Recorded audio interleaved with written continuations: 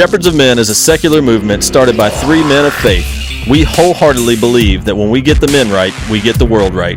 We believe this because we believe that men are created and called to be leaders, and we believe there is an alarming deficit of leadership in our world today. And although the three of us have come from drastically different backgrounds, our core principles have given us a unified voice that is needed now more than ever to pave the way for a fundamental change in our culture. We are quite literally calling men to something great. Welcome to the movement.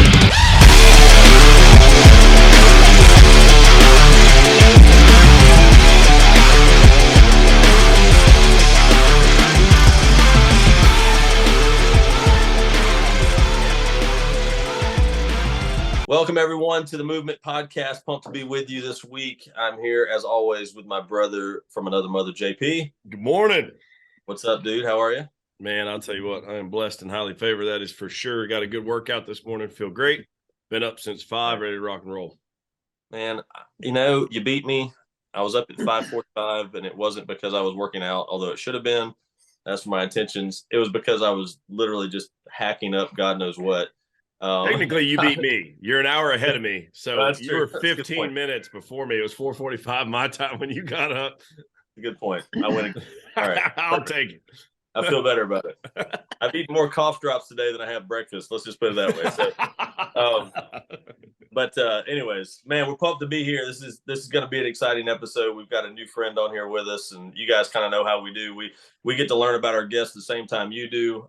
We were introduced to Mr. John Henry Parker by a mutual friend, and we're just excited to get to know him and the background, what we know so far. I have no doubt that this conversation is going to be impactful. So make sure you're listening, you're taking notes, and you're digging into this because number one, John is a Marine veteran. So I mean, just huge respect for everything you've done just in that realm alone. And then we'll let him tell you about the rest of his background as far as what he's done in personal development, the people he's worked with, and his influences and things like that. So without further ado, welcome, Mr. John Henry Parker. Thank you for being here, sir. Great to be here. Been looking forward to it. And we know it's early. You're out on the West Coast. So at the time of this recording, we say it's early. We're starting at 6 a.m. your time. But for a Marine, that's like you're 2 hours into your day, right? Oh, yeah. I've been up for a bit. Yeah, nice. So let's just get right into it. We were talking just prior to hitting record a little bit about our movement, how we started Shepherds of Men, the Men Reforged program, what that means to us, what we believe our calling is with this. And there's obviously a lot of alignment from what we can tell so far. But just for our edification and for that of our listeners, give us, your quick rundown bio, I guess, and let us know where you're coming from. All right. Well, I spent a few years in the Marine Corps and got out in 1986. And so had a hard time adjusting out of the mentality that is really just kind of drilled into you and you love it, but I was a hard-headed, Marine and didn't need to be told what to do. And, had a rage problem that got me a lot of trouble growing up, got me a lot of trouble in the Marines. And, had a substance abuse challenge. I was never an alcoholic or drug addict, but man, I could put on a bender, and just numb out. And I grew up with a lot of trauma. My father was a Marine Corps combat vet from Korea. He was a demolitions guy, and then he went to Vietnam and switched over to the Air Force, went to Vietnam and was a reconnaissance photographer.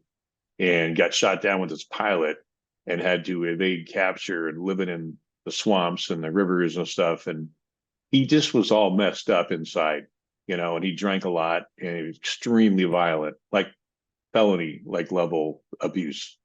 He should have gone to prison. And so that's what I grew up inside the house. And then I grew up in a bad part of South Phoenix, Southwest Phoenix. And there's a lot of crime, a lot of drugs, a lot of violence, and got terrorized by groups of guys, chased all the time. Every time I came out of my house, just too many people all around. They're like predators, man. And so, getting in fights with like groups of guys all the time, getting, just constantly harassed and chased.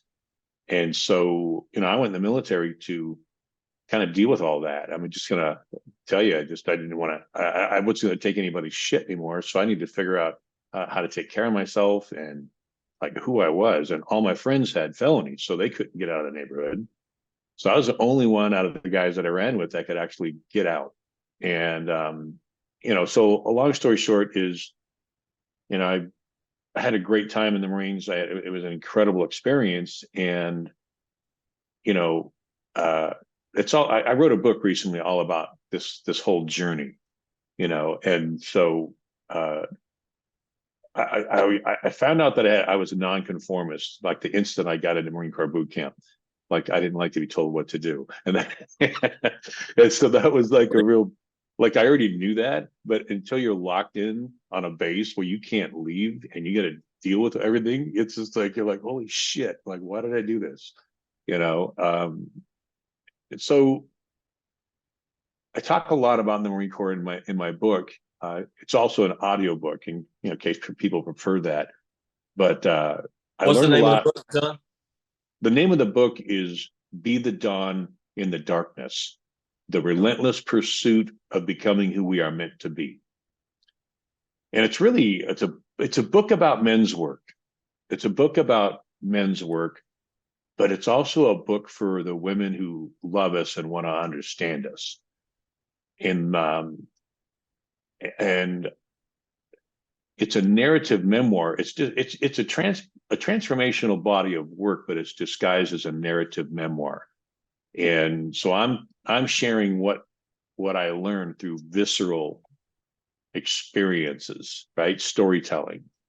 And so the person is not being told this is how to live your life. And I'm not saying that at all. I'm just saying this is what I went through and this is what I had to learn. But the book and the audiobook is really as much about the power of female mentors and matriarchs. Like I had a great Aunt Gladys who would come and visit with us for a couple of months a year during my formative years, like 4 to 5, 4 to 8, 4 to 9, I think it was. And she would come live with us for a couple of months a year. And she was a Canadian journalist during the Nazi invasion of Paris. And she was a really like an incredible lady who wrote a book about it and then was on a History Channel, Canadian History Channel. So I grew up while I had this violent inside my house, violence outside the house, and it was always risk taking. I also had this matriarch on my shoulder who was advising me and talking to me all the time. And so I had the benefit over my sister and brother because she would get up at 4:30 in the morning and make breakfast, and I would wake up and go sit with her for a few hours every day. And that was my nourishment. I was just eating it up. And so she provisioned me to save my own life. She provisioned me for the journey ahead. And she also provisioned me for what an intelligent, really loving, authentic, matriarch, right, was what she was all about. So my life really had a parallel. And I'll share some nuggets with you guys that probably the biggest thing that she told me that I carried through my life was that she'd studied all the different religions in the world and that all the major religions. And she said that she never gravitated towards any one of them, but she noticed that there was a common thread that ran through all the faiths. And if you take out the extreme aspects of most, there was this fundamental, and she said it's God is love. That if you can understand that and you can hold that, you can get along with anybody from anywhere. And if you choose a religion, that's great. But she asked me if she thought, do you think God is love? And I thought about it, and I had to say, it's not true for me. It may be true for you, but if God is love, why is this all happening to me? Why is my dad so violent to all of us? And what's so I couldn't believe it. And so she said that someday you're going to find your purpose and you're going to find that God is love for yourself. It's just going to take some time. And so that rang true. Like I wanted to believe it. I mean, of course I wanted to believe God is love. And but I got in so many different violent situations and life-threatening situations that I would often ask myself just before the impact or just before what was going down was happening. I would like, if God is love, why is this happening to me? I don't get it, and I still don't get it. And I didn't discover what that really meant for me until I was 52. I'm 61 now. So 52 years old, didn't have any joy, not one little speck of joy in my life, my whole life. And all of a sudden, I'm doing some plant medicine journeys with a bunch of guys, and I found it for myself, and I really, really was able to connect with it, and so that's about my background. It's like I paralleled getting out of the military with my great aunt, into my 40s. She was there with me and always just kind of available. And by chance, I got into the personal development field, and that's another conversation. But another thing I want to just hit on something real quick, because it's interesting that this came up. We're on the heels of Mother's Day at the time of this recording. Yesterday was Mother's Day. And, we do, obviously, we honor all the mothers for what they do. And our church does a big thing for it. And they were doing that yesterday. And it's just, the sentiment is, I think a lot of people, maybe not a lot, but I think some people misunderstand. I know for a fact, some people misunderstand what we do and what our purpose is for men. And, I think in society in general, you see that where it's like, masculinity is toxic, masculinity is under attack. And, and I think the misunderstanding there is that there's, more value, or, that we, men are better than women, or there always seems to be this division. And, that couldn't be further from the truth. For us, we do believe that men are created to lead, and we do believe that men are created to be the head of the household. And, there's a certain role that a man was designed to play and created to play. There's also a certain role that a woman was designed and created to play, and nobody can do it better. Like for us to try to step in and do what a woman can do, or what the matriarch of the family can do, is impossible. We would never be able to have the impact they would have. And especially, you said you got nourishment for her. I thought that was such an amazing way to put that, because it's so true. It's such a different, the nurturing nature of a mom or an aunt or a grandma or whoever is, drastically different from that of a man. My wife tells me all the time, she's like, I love my kid. I've got 3 boys. Josh has, I don't know how many. You got any more since last time we talked? He keeps having them. I learned how to make it stop.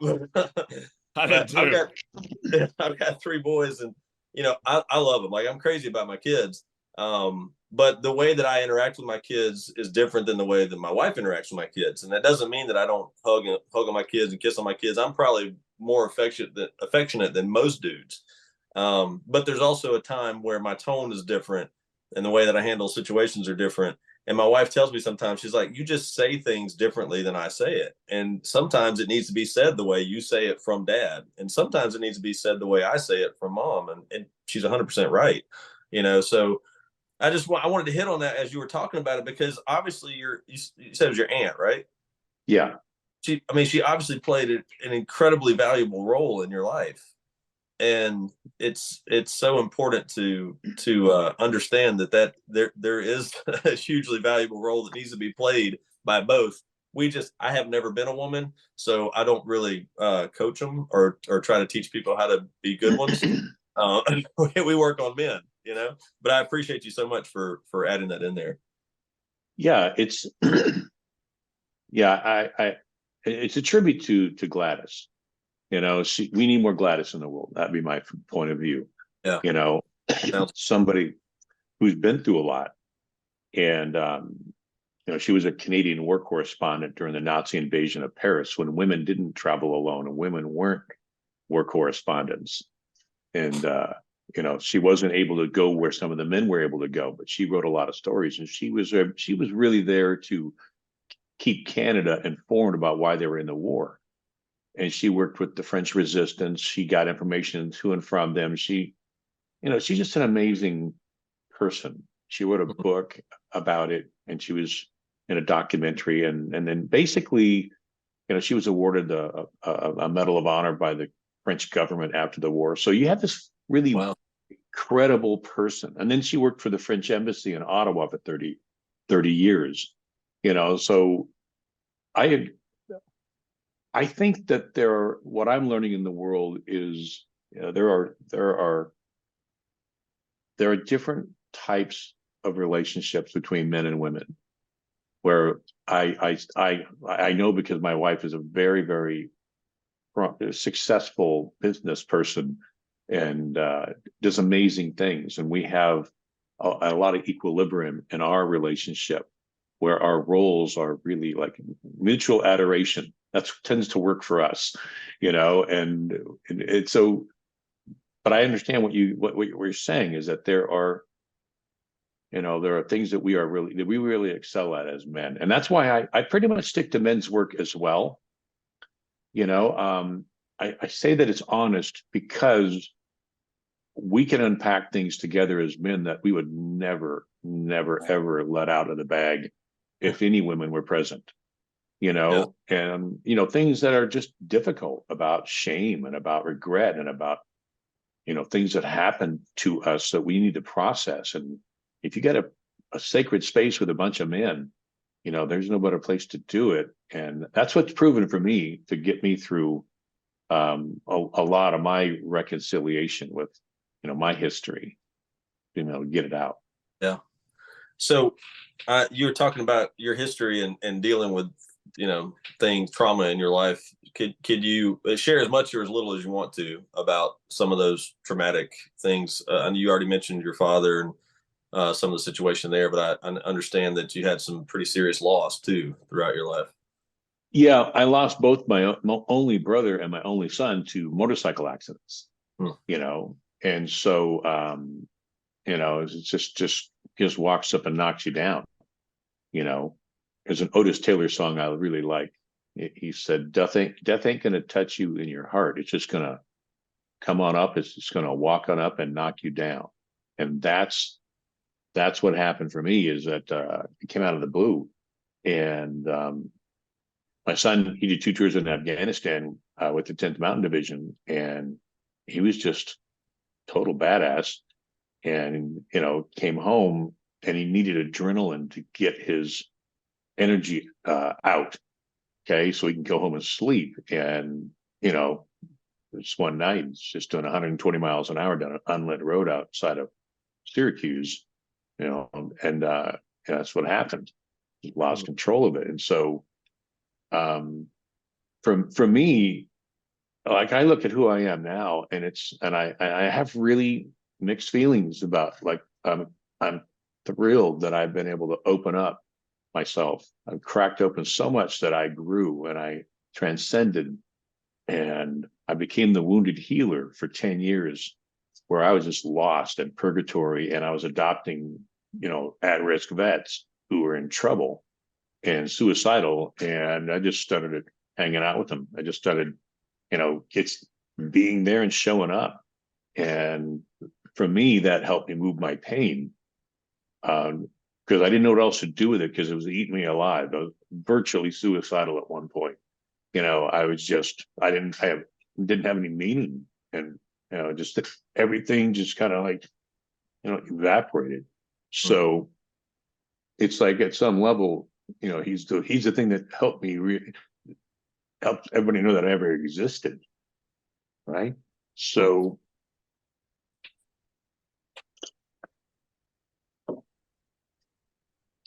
that's what really helped me, was just getting out there and being of service to others while I was just trying to move this pain around so it didn't eat me alive. And I just kept moving. I just kept, helping others. And, it was a fair exchange, because I needed to know that I was making a difference. And that worked for me for 10 years, until I could really transcend a lot of this. But like I said, it's bittersweet. Like, you miss someone, and it's a terrible void, but also who I become wouldn't have happened had it not been so tragic. I'll share a little bit about our story here with Shepherds of Men. When we started in 2019, there was 4 of us, and it was 4 just great friends. and having conversations about things that we saw in the world.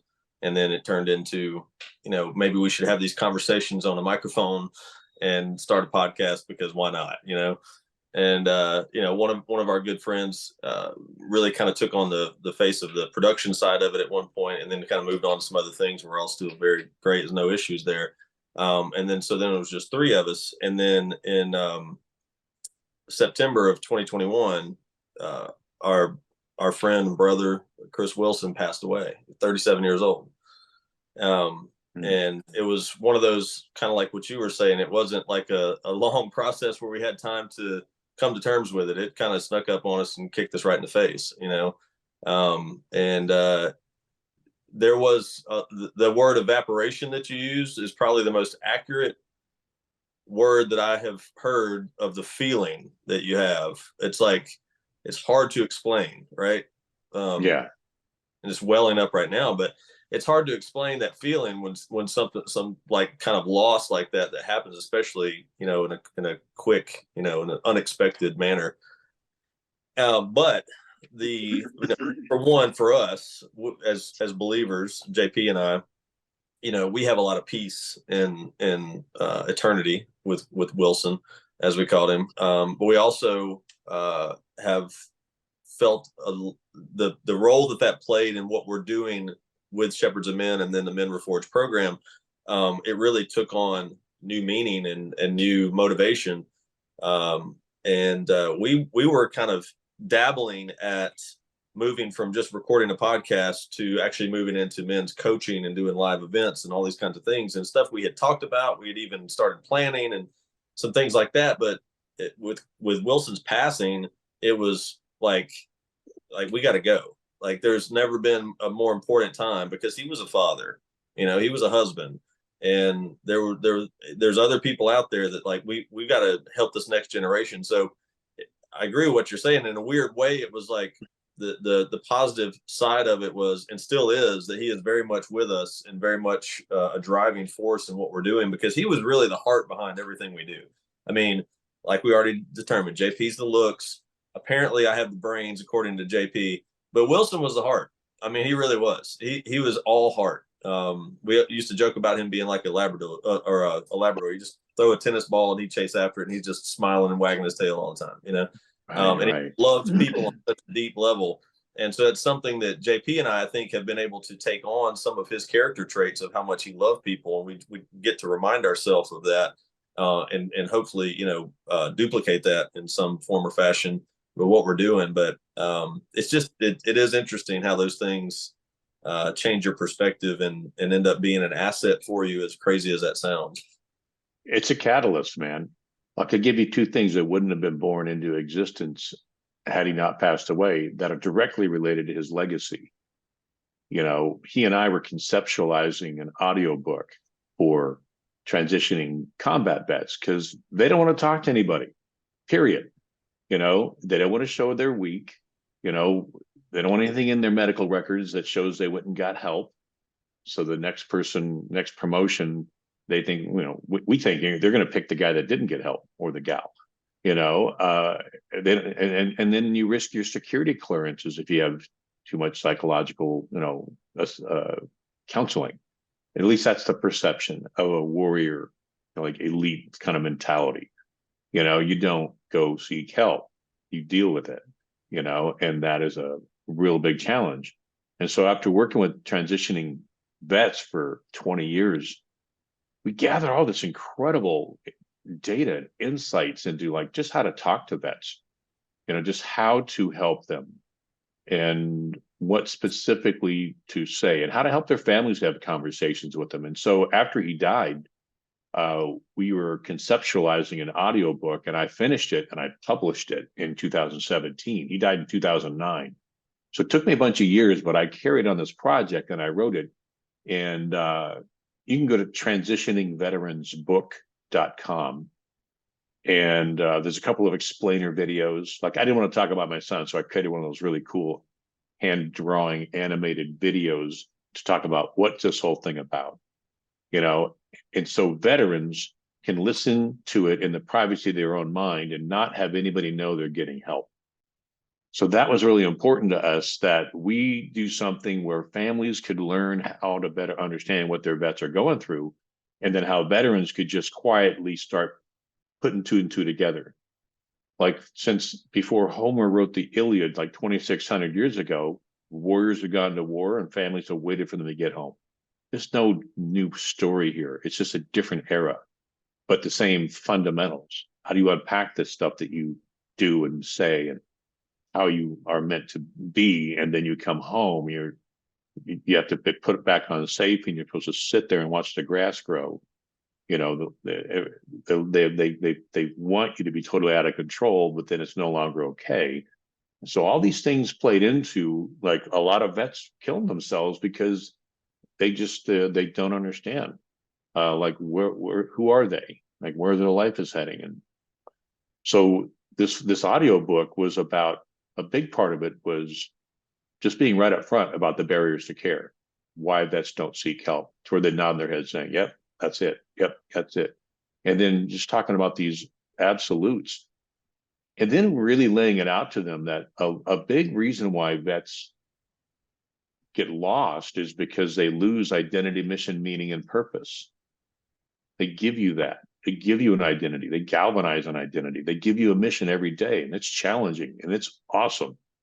You know, and you're a force of nature. When you earn whatever rank or whoever you are, whatever status as a Marine or Ranger or whatever, man, like, that's who you are, period. You know, and we get out, you're not. Well, who are you? You know, nobody's giving you a mission every day. And then meaning and purpose. Like, it's exhilarating being around people where they got your back, you got their back, and you can do anything with them. And all of a sudden you got nobody. So that's a big part of this work and I actually did it as a dual narration with another veteran.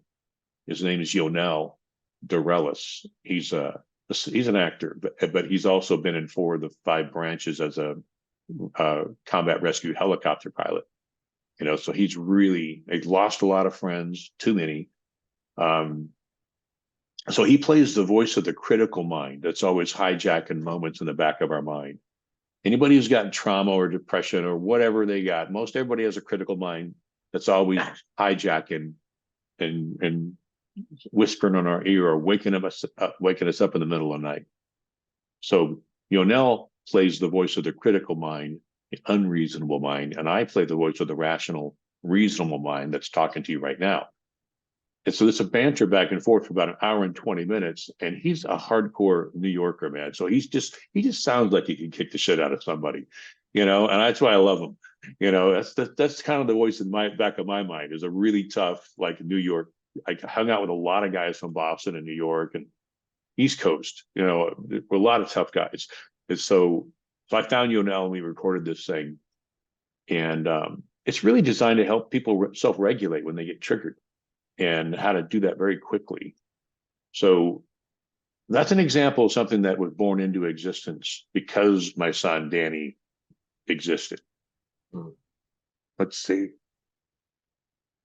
And the second book that just came out, Be the Dawn in the Darkness, is really about my dad and combat trauma and how that impacted the family, how I grew up, and then how my son, you know, grew up and, you know, he got killed and all that stuff. Talk about my brother and everything.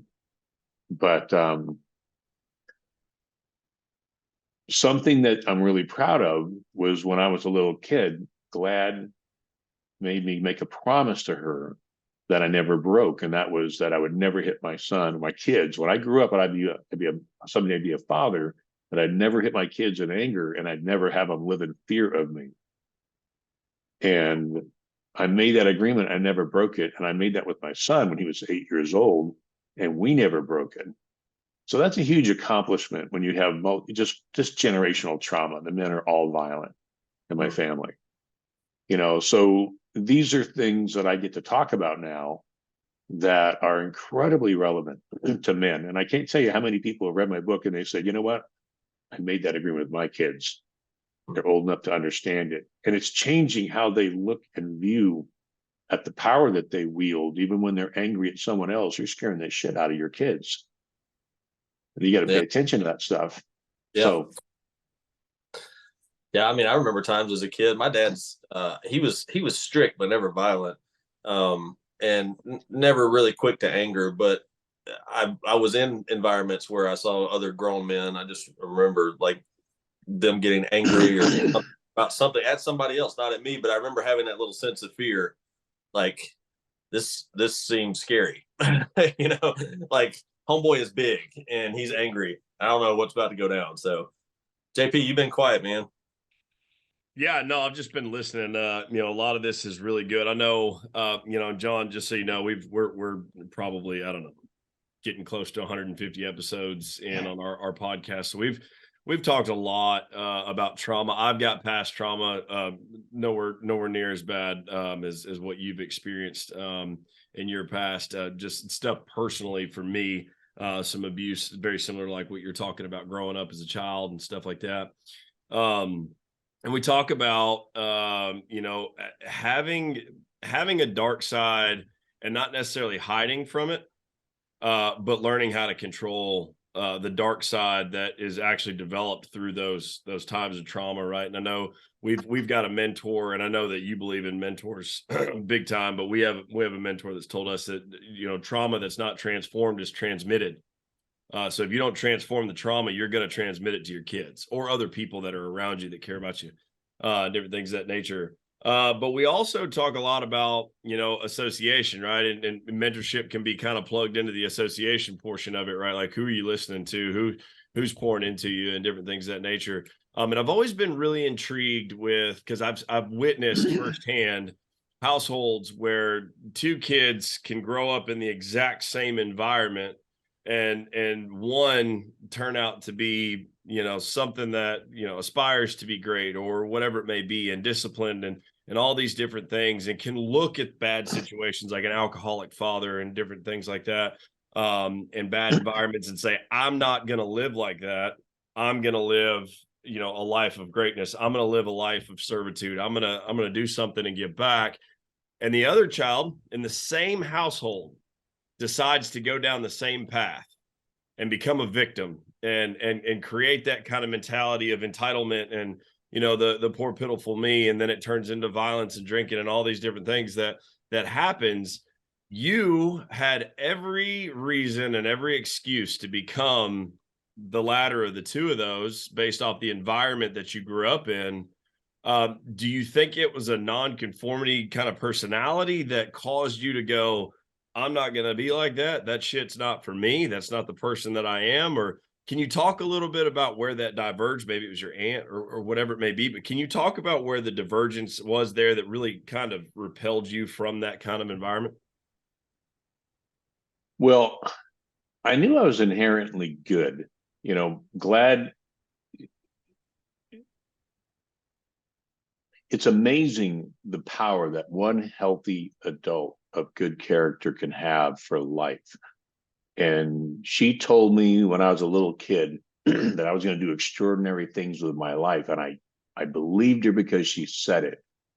And she set me in, like, every Christmas, she would send me 3 books, these old cloth bound books like Gulliver's Travels or Michelangelo or The Trojan Horse. And before I could read, I was looking at these pictures and just marveling, and my mom would explain them and she would explain them to me, so just, and then I go to my grandparents on my mom's side, and they were affluent and they were successful Canadian business people living in Nogales, Arizona, and so I had these really incredible examples of what affluence and brilliance really felt like. But then I'd be stuck in this prison with this warden, and so, yeah, there was something about the provisioning that was done for my hero's journey when I was really young. It literally told me that something magical is going to happen with my life, and I'm going to be free someday to live my own life. And I just focused on, man, I remember one time I got in so much trouble, I got kicked out of school. And they said, you're not graduating with your class. And my dad just got so upset. I came in the next day and he's got an application on the kitchen table for the Job Corps, Chicanos por la Casa. He's like, you're going to go learn how to be a concrete pourer or a bricklayer, but you're not living in my house rent free. And I'm like, what's the Job Corps? And he's like, it's a place you're going to go live until you graduate so you can get a job. And all I heard was, go live there. I hardly couldn't stop. I was smiling inside so big, So, I mean, I got to tell you, that's the power of paying attention to how you're showing up with kids, protect them, and tell them they're going to be great, and they'll believe you because you said it. These are small little things, but that's what made a difference for me. That the one thing that I say stands out in my life, it's that moment. Yeah, I really love that you went that direction, because that's a big thing for us, right? And that's one of the big profounding impacts that we want to make in society today is as a man, and that's what we can speak to. I think you could say as a person as a whole, but as a man, what you do is very profound, whether you believe it or not, right? We talk to clients and stuff like that all the time about just say hi. Say something nice to somebody, like especially kids, like, because you never know what that kid's going through. You never know what that kid's going back home to, and you might be just the one statement that you make to that kid might create enough hope in that mustard seed for that child to become something great because they have the strength from the adversity that they went through or that they've gone through. And then they also have the hope, that little shimmering light out there that's like, hold on, wait a minute. It doesn't have to be like this. And then, they have a totally different drive to become something better or to live a better life because they understand what it's like on the opposite side of the tracks there. Yeah. It's such a, this is so good, man. I'm putting this together in my mind and like understanding, I'm getting even more clarity on it because, we always talk about building influential men, and that influence could be as little as what JP said, where like you may have a short interaction with someone and that could be something that they hold on to that allows them to pull themselves out of whatever terrible situation they're in, or to see, like you said, to see that there is a light at the end of the tunnel, and it doesn't have to be like this. And I can say that in my estimation, in JP's example there, I would imagine the difference between the former and the latter of those two people is that maybe there was a coach or an uncle or a friend or a neighbor or whatever that spoke into this one, and that the kid that decided to aspire to be more and they held on to that. Whereas maybe the other kid never had that other person. Maybe all they had was the household environment and they never had that coach, or they never had that other, their friend's dad or person at church or whatever it may be. They never had that, and so maybe they never had something to grasp onto. You hear about that Right. science experiment about the rats are in the water and they'll keep swimming to get out of the bucket as long as they can see a light, and then as soon as they turn the light off, they stop swimming and they drown and die. It's because they had hope, right? They had some kind of hope that they could get out and live. And if you really, this messed me up. If you really think about, I'm the emotional one too, John. If you haven't picked up on that, I'll cry with you. Just like the statue, he's like the statue of David, both in the looks and the stoicism. I'm the one that's just like I'll just let it all out, but I don't really have any choice. But I'm just thinking about, like, man, every opportunity that we have to be that little glimpse of light that drowning child can hold on to, that little piece of hope, that little speck of hope that they can like hang on to. I mean, if for no other reason to develop yourself and to have be a strong man of character than that. If you have one kid that can dig themselves out of just a traumatic, terrible situation, then it's worth it, right? And so, as you're speaking about this, I'm thinking how important now in your example, like as JP said, you could say women, obviously, or people in general. You got an aunt that was that glimpse of hope for you, that spoke into you, that created a mentality of victory for you. So it could be anybody, right? It's not, that doesn't matter. That's beside the point. The point is that we can literally influence. And we talk about this with guys all the time too. But I think we fall into this trap of, especially people look into the men's coaching space and they think you got to be some high achieving CEO or entrepreneur or whatever. The fact of the matter is, you could be, turning wrenches at the mechanic shop, you're still influential. If you are a man of character, you're still influential to those around you, including any younger people that you cross paths with. So, or that you have the opportunity to influence. And it's just being intentional about, number one, building that character, and then being intentional about impacting those that you're around. So, man, I'm feeling really good about the work we do here, guys.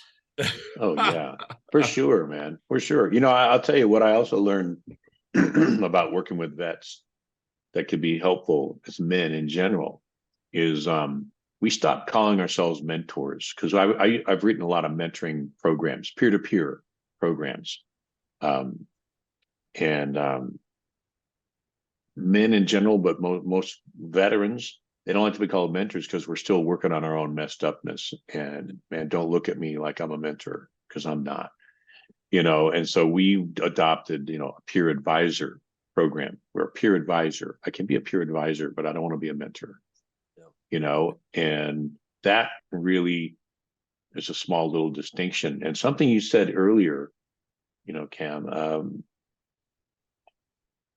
you can learn something at any age as a man. You don't have to sit down and be stuck in your dad's archetype, or the hard man archetype. You can still be a hard man, but you can understand the cost of that. You're passing that on to your kids. And like for me, my dad never touched me, like hugged me, ever. Wasn't about that. We wrestled. He showed me affection by shoving me around. And I found myself doing that with my son, but then I learned something really, really valuable, that we didn't show affection as men. And my dad transferred that to me, and I'm right in front of myself. I'm watching myself wrestle with my son as a way of loving him, and things shifted for me. I went through some experiences, and it was really helpful. You don't have to become a warm and fuzzy man where you're just hugging all the time. But like, I got 2 grandsons and a granddaughter. And a lot of times when they're playing video games, I sit down next to them. I just put my hand on their side, and they just know I'm there. Right? Like, that's a form of connection that he's learning between us, where he's wiring it up. And I love him, and I'm just being here with him. And, he'll kind of lean over a little bit.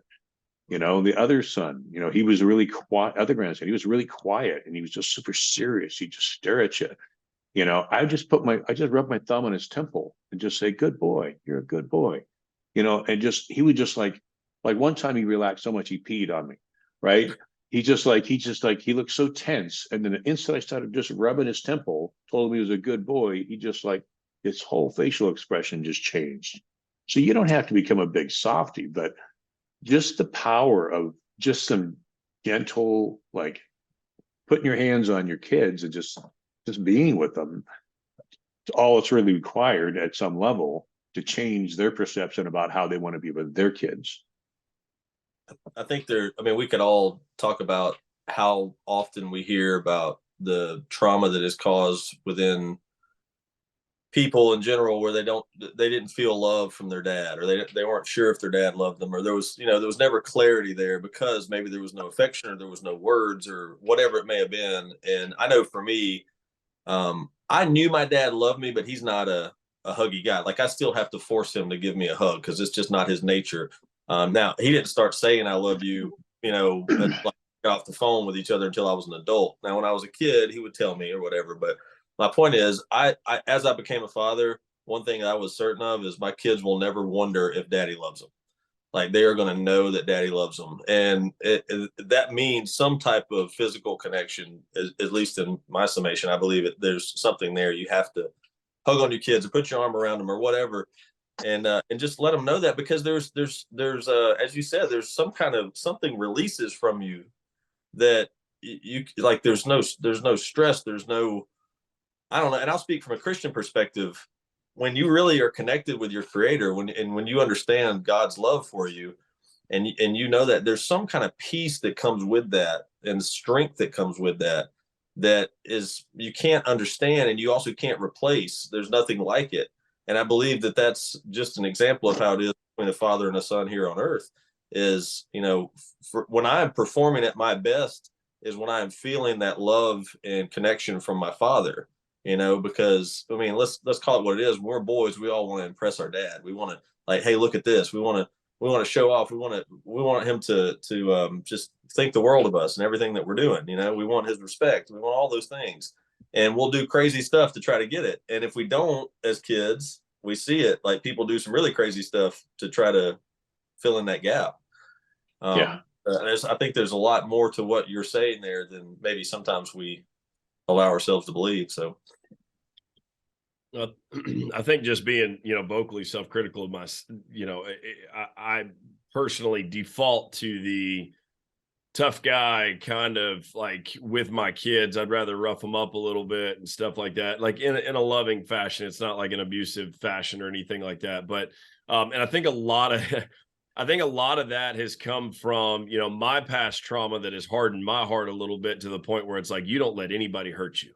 But the problem with that is you create a closed off environment where now they can't accept anybody, or accept love. Right. So, and I don't do that all the time. What I'm getting at is, it's very intentional for me to look at my kids and go, hey, I love you, and give them hugs and like love on them and stuff like that. Even as awkward, and you can ask Cam, because I know you don't know me, John, but I'm not the huggy kind of guy. That's just, I've never really been that type. Like, I'm like that with my wife, but like other men, because most of my trauma came from men, right? Not from women. My mom was around, but it was, for me, it was always a standoffish thing with that. It was kind of like, hey, I can do business deals with you, I can communicate with you, I can do whatever needs to be done. But from an affectionate standpoint, it wasn't there, right? Because there was always a betrayal with, as far as my view of men.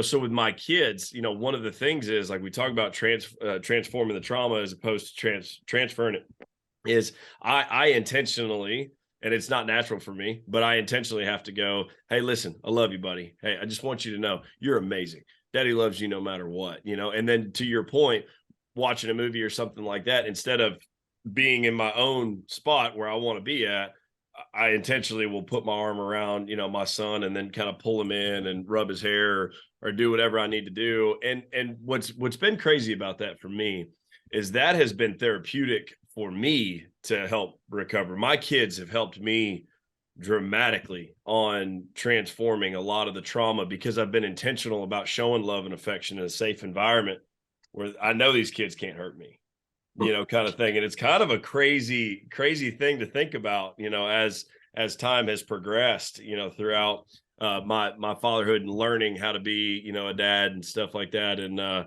it's pretty ironic. You're gonna make a generational change just by doing what you're doing, man. No. It's good for you, it's good for them, but man, you're gonna have great grandkids. They're gonna be like, you're passing on all the right vibes. You can be strong. You can still reach out and choke somebody if you have to, right? But it's, you only have so much time, in this world. Like we all in this call, I'm a little older than you guys, but we're not kids anymore, but we're not elderly either. And time matters differently right now, and for me, personal development was my ticket, because I wasn't going to counseling, and personal, professional, transformational development is what has really helped me a lot. And it all came down from, like, you ever heard of the Joseph Campbell, The Hero's Journey? Heard of it, not super familiar with it.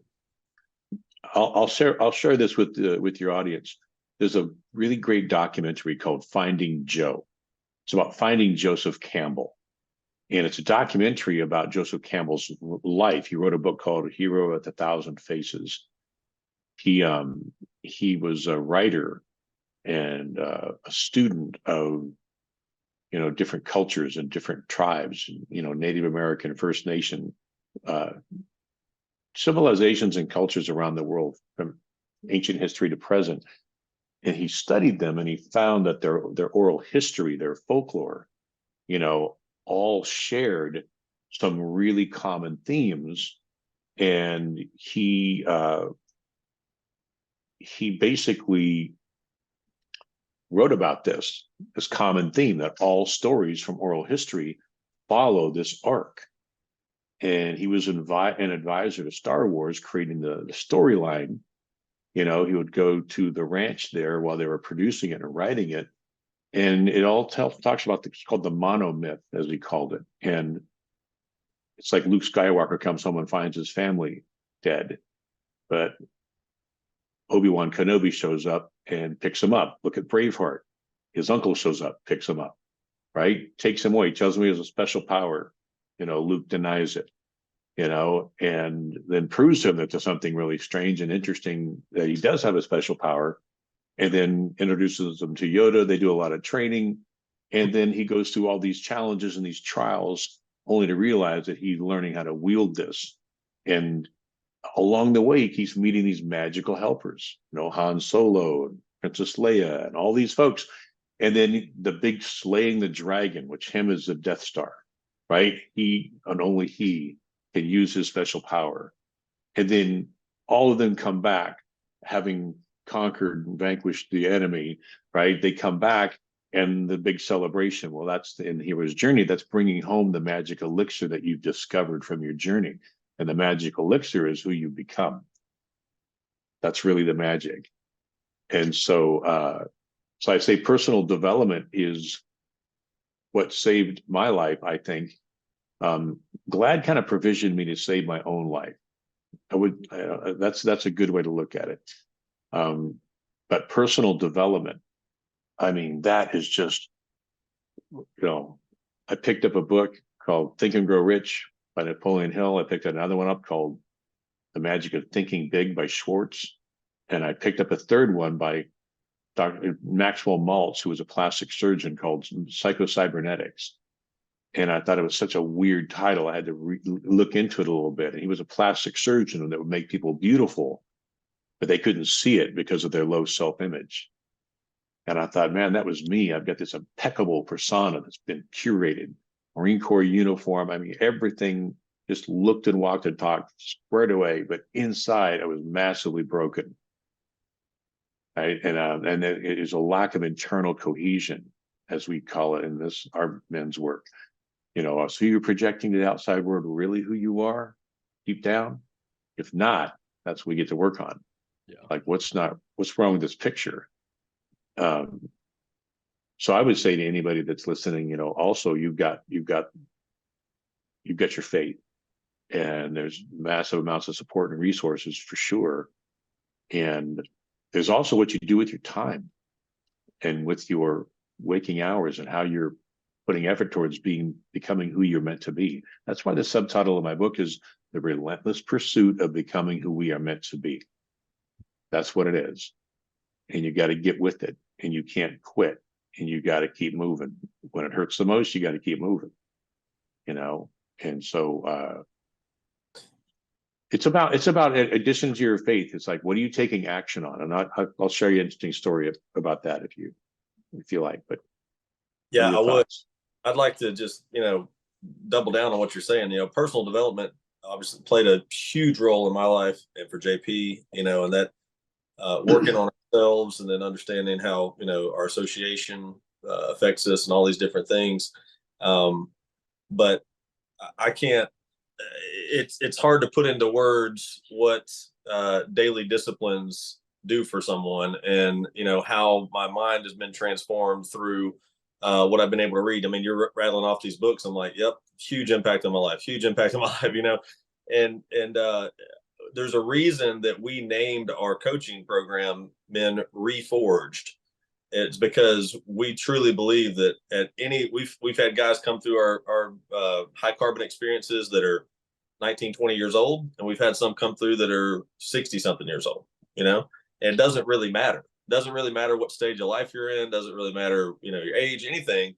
What matters is that you want to be a better version of yourself, and that you are going to take ownership of that and take daily actions on developing yourself in the different areas that we teach, because personal development works regardless of age. I mean, granted, I wish I'd have started that journey when I was a lot younger. I started when I was around 25 years old, and I started when I was 15. Maybe I'm further along now. Who knows? But But either way, it's reforged for a reason, because we can restart, we can redevelop ourselves at any point we want to. So thank you for sharing that piece of it, because until people take action on the personal development side of it, I don't know really what hope they have.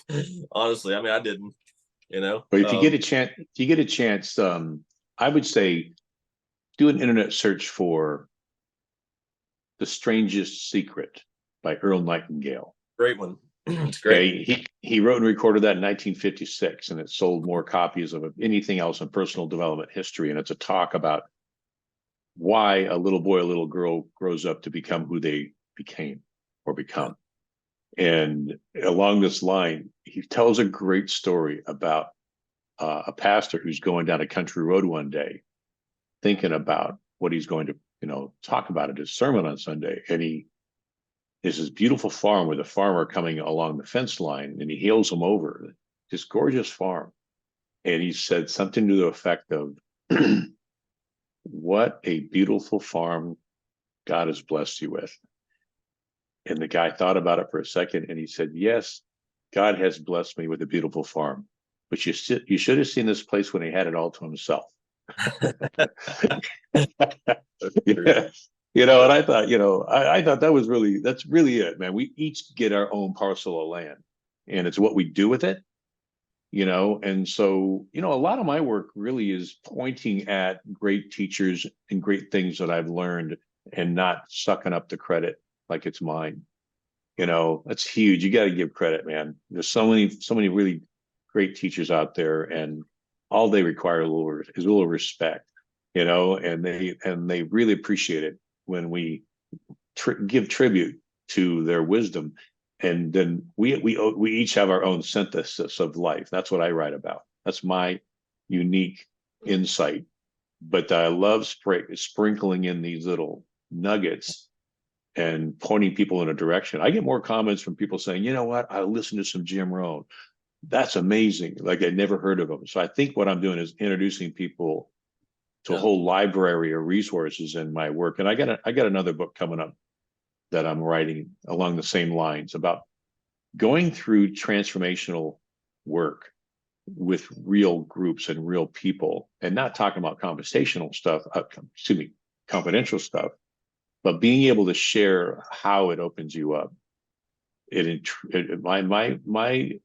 think my value is a guide, helping to introduce people into different things that are good for them, men and women, but mostly focusing on men right now. Yeah, we feel strongly the same way. It's like, man, we have some things figured out, but only because people taught us. And a lot of what we do is regurgitating information and mindset, and then directing people towards the resources that they can grow themselves. And maybe in some way playing some type of role of creating a community, or creating a shoulder that you can lean on, or whatever it may be. But by no means are we the end all know all. I mean, hell, I'm still in my 20s. How could I possibly know everything? Right, JP? That's absolutely right. Absolutely correct. No, I think it's a responsibility, right? Like of a mentee to eventually pass the mentor. What's the purpose, right? Like your job, or your payback is to pass, but your responsibility is to be humble enough in that situation when you do surpass the mentor to be able to look back and say, "I'm here because of you," right? Not, "Oh, I've surpassed, I'm better now." And that's one of the things that I want for every man that we specifically deal with is, I want you to surpass me, right? Just like your kids, right? I want my kids to be better than me one day. And if I do my job effectively, then they're going to be better than me in whatever it is that they want to be great at, right? Like, they don't have to be more athletic than me or whatever it may be, but maybe it's joy. Maybe they have more joy than I did, right? Like, maybe they figure it out earlier, right? It's just like carving the woods, like a path through the woods, right? The mentor carves the path. So of course they're going to move slower,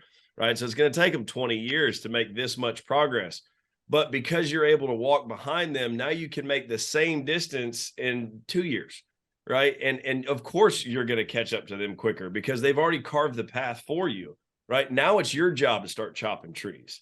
Now it's your job to start clearing out some land. And it's the big thing about the phrase, what's it called, humble in victory without bitterness and defeat, is you aspire to become great, and when you become great, you stay humble at that point, right? And you understand that there were a lot of people involved. Nobody becomes great by themselves. There's a lot of people involved to get you to that point. And that's one of the things that, I pray that one day, my children specifically, but all the clients that we work with and stuff like that all surpass me, and then are humble enough to be able to go, I didn't get here on my own, because ultimately they have to pass that on. And not because I need the edification, but because that kind of mentality needs to be passed on to the next generation. In order to move forward, we have to live that way. Because if we get arrogant in it, now all of a sudden we're stuck. Well, the truth is too, and John, we joke about this a lot. One of the advantages of trying to create some type of platform that maybe adds value to the world is that we get to have amazing access to people like yourself and all the guests that we've had on the show. And so we essentially get like a free hour of coaching for ourselves.